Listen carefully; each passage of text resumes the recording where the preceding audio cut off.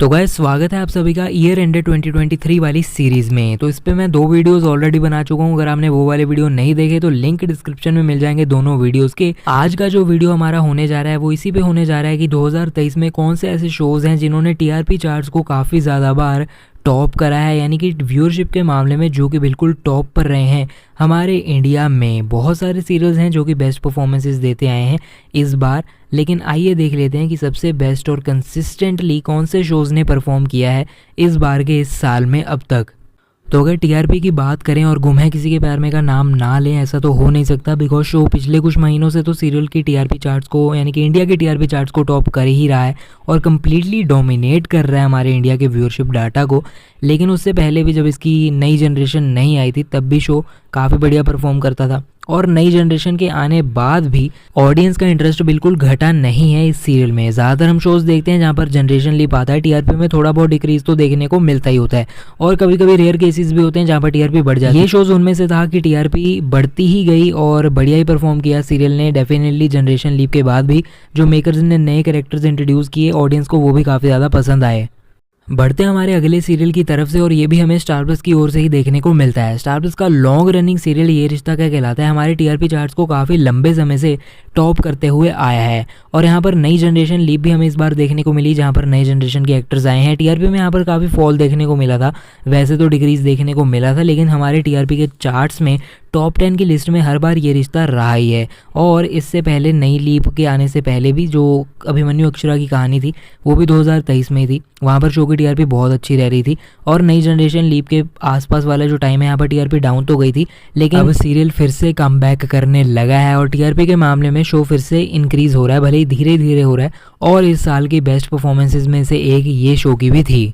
इसके बाद इस लिस्ट में हमारा अगला नाम फिर से स्टार प्लस की ओर से ही देखने को मिलता है, जो कि रूपाली गांगुली का सीरियल अनुपमा। अनुपमा सीरियल पिछले कई महीनों से, छोड़ो जब से स्टार्ट हुआ है तब से इंडिया में कमाल करता आ रहा है टीआरपी चार्ट्स में, और 2023 में बहुत सारे महीनों में, बहुत सारे हफ्तों में हमारे इंडिया का नंबर 1 सीरियल भी रहा है। तो इसका नाम तो होने ही वाला था इस सीरियल की लिस्ट में। पिछले कुछ हफ्तों से नंबर 1 पे नहीं आ रहा, बिकॉज गुम है किसी के प्यार में इसको बीट कर चुका है टीआरपी के मामले में, और इसके टीआरपी में भी हमें डिक्रीज वगैरह देखने को मिला था, लेकिन अब धीरे धीरे इसका भी कमबैक होने लगा है। ये रिश्ता क्या कहलाता है कि जैसे।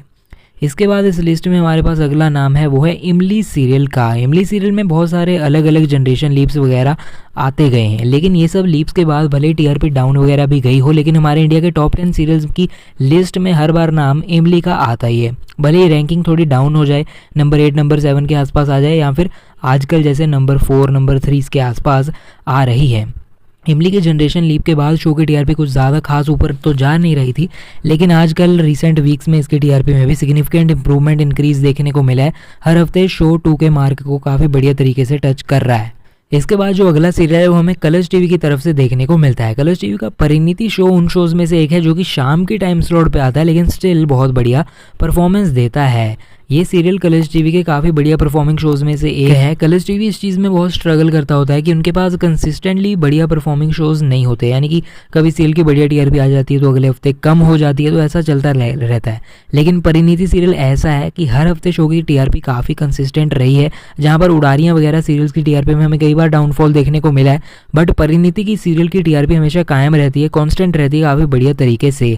अगला सीरियल फिर से स्टार प्लस की ओर से ही देखने को मिलता है, जो कि पंड्या स्टोर है। इस साल हमें पंड्या स्टोर सीरियल की कहानी में भी एक जनरेशन लीप देखने को मिला था, लेकिन जनरेशन लीप के आने के बाद सीरियल की टीआरपी का कुछ ज़्यादा डाउनफॉल नहीं हुआ और टीआरपी में स्टिल काफ़ी बढ़िया परफॉर्मेंस दे रहा है। टॉप 10 की लिस्ट में हर बार Pandya score most of the times आता ही है और काफ़ी कंसिस्टेंटली चैनल के लिए परफॉर्म करता आया है। एक टाइम पे ये सीरियल अंडर स्कैनर आ गया था, ऑफर के खतरे में आ गया था, लेकिन फिर इसके टीआरपी में काफ़ी ड्रास्टिक इंप्रूवमेंट देखने को मिली और ये आउट ऑफ डेंजर हो गया।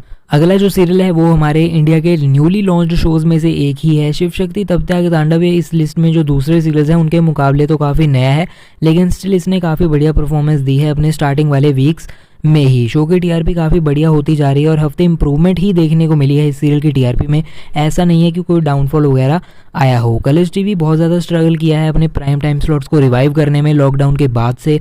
कोई सीरियल बहुत बढ़िया टीआरपी लेकर नहीं आ रहा था इनके लिए। लेकिन फिर finally mythological serial Shiv Shakti आया और 8 बजे की टाइम स्लॉट पे लिए कमाल करने लगा कलर्स टीवी के लिए। अगला जो शो है लिस्ट में वो फिर से हमें कलर्स टीवी की ओर से ही देखने को मिलता है, जो कि है बिग बॉस। लेकिन बिग बॉस का करंट वाला सीजन नहीं, बल्कि बिग बॉस का पिछला सीजन यानी कि सीजन 16। तो सीजन 16 के आखिरी वाले जो दिन थे वो भी 2023 के ही हिस्से थे। और 2023 में बिग बॉस सीजन 16 जो स्टार्टिंग में महीनों में रहा है, बहुत बढ़िया परफॉर्मेंस इसने दी थी। टॉप 10 की लिस्ट में, ऑलमोस्ट टॉप 5 की लिस्ट में ही हर बार ये आता ही था। और टीआरपी के मामले में पिछला सीजन काफ़ी बड़ा हिट था। इस बार का जो करंट वाला सीजन है, इस सीजन की टीआरपी यानी कि पिछले सीजन की टीआरपी से मैच नहीं हो सकता। और इस बार की टीआरपी काफ़ी लो है पिछली बार के मुकाबले, लेकिन पिछली बार वाला बहुत ही बढ़िया परफॉर्मेंस दिया था। अगला जो सीरियल है वो है स्टार प्लस का शो फालतू। तो गाइस फालतू सीरियल जिसमें निहारिका चौकसी और आकाश आहूजा मेन लीड्स प्ले करते थे, लोगों ने काफ़ी पसंद किया था। 9 बजे के टाइम स्लॉट पे स्टार प्लस पे बढ़िया टीआरपी भी लेकर आ रहा था और 2.0 के मार्क को कभी कभी टच नहीं करता था, कभी कभी किया भी है। तो टीआरपी इस तरह से थी इसकी, तो स्टार प्लस ने इसको ऑफर कर दिया था बिकॉज उन्हें ज़्यादा टीआरपी वाले सीरियल चाहिए थे। लेकिन 9 बजे पे इसके बाद से कोई टीआरपी वाला सीरियल नहीं आ पाया जो कि इसकी जितनी टीआरपी लाए स्टार प्लस पे। और इसकी परफॉर्मेंस काफ़ी बढ़िया थी एक्चुअली, जहाँ पर दूसरे शोज डाउन भी जा रहे थे इसकी टीआरपी कायम थी। इमली से भी ज़्यादा बढ़िया टीआरपी उस टाइम पर लेकर आ रहा था, लेकिन स्टार प्लस ने इसको ऑफर कर दिया था। शो की टीआरपी इतनी अच्छी थी कि टॉप 10 की लिस्ट में हर बार फालतू आया ही करता था। इस लिस्ट में जो अगला सीरियल है वो है फिर से स्टार प्लस की तरफ से, जिसका नाम है तेरी मेरी डोरियां। तो गाइज ये भी शो उन शोज में से एक है जो कि शाम की टाइम स्लॉट पे आता है, बट स्टिल टीआरपी इतनी बढ़िया होती है शो की हर हफ्ते कि ये हर बार टीआरपी के चार्ट्स में टॉप वाले शोज में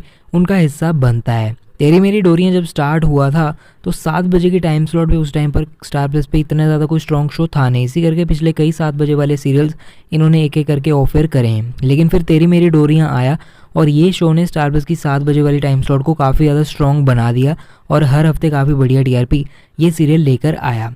पिछले कुछ हफ्तों से शो 2 के मार्क को भी काफ़ी ज़्यादा तेज़ टच कर रहा था।